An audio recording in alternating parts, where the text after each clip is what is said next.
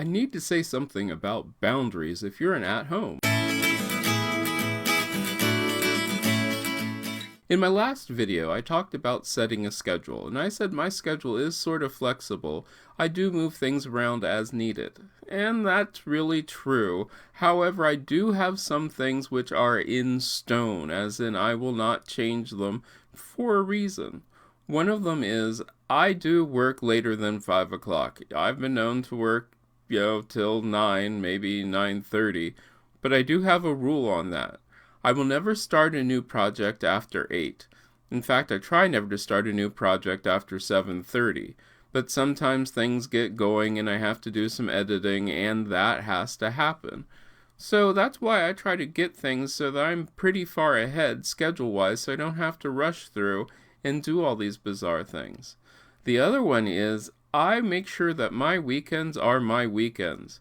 I try to make sure that I do not have anything work-related to do on the weekends. In fact, what I like to do is by Friday at noon, I am done with all work and I can just relax and have a wonderful weekend. So that makes it a little interesting because there's a lot of editing that I have to do, but it's very important to have these boundaries, to know that this is your time and this is your time alone.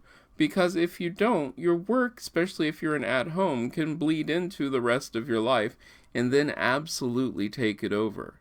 It's always nice to have a workspace. Next week I am going to talk about my workspace because I actually have a few, but the main one is this area that you see right now. This is my workspace.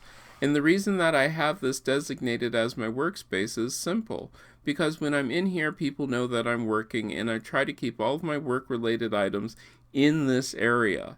That way, it just keeps life simple. When I'm out there in the rest of the house, I'm not in, work mode. I'm in relaxation mode and having fun mode and just, kicking back. That's an important thing to remember, because an at-home can actually start doing things all the time and never have that chance to just relax.